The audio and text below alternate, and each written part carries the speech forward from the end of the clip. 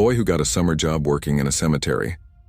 It was not the type of work he would normally choose, but his dad was friends with the undertaker and had convinced him to take the job despite his fear of dead bodies. It was a very eerie place to work, and after being there for over a week, the boy still got the creeps when he caught sight of a corpse. Luckily, he didn't have to get anywhere near the dead bodies. His work consisted mainly of digging graves, sweeping, polishing, and cutting grass. His boss, the undertaker, was the one who prepared the dead bodies for burial. The scariest things were the vaults. Families bought these large tombs, and every member of the family who died was placed inside the vault in a coffin. It creeped him out to think about all those bodies lying around inside the dusty chambers and secret rooms. The boy gradually got used to working in the cemetery, and everything went well until, one evening, the unthinkable happened.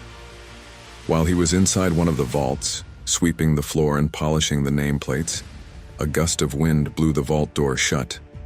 He realized, to his horror, that he was trapped in the crypt, surrounded by dead bodies and coffins, with no one to help him.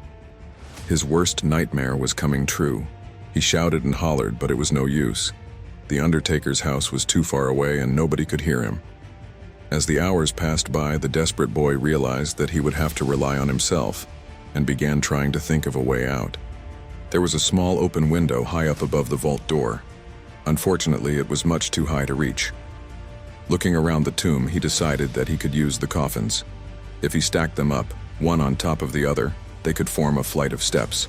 After stacking the coffins up against the door, the boy climbed up them gingerly, taking care not to tip them over.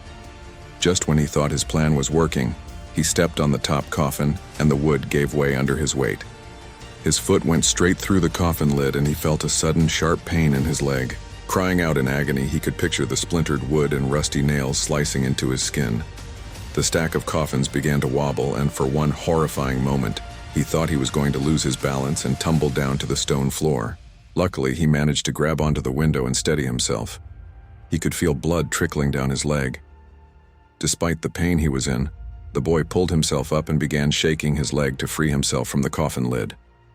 The stack of coffins tipped over and clattered to the ground. Clinging to the window, the boy pulled with all his might and crawled through the narrow opening. He dropped down on the outside and limped towards the undertaker's house to get help. The undertaker came out and found the poor boy lying on his doorstep, clutching his bleeding leg. He carried the boy to his car and drove him straight to hospital. After the doctor washed off all the blood, he began to examine the boy's wounds.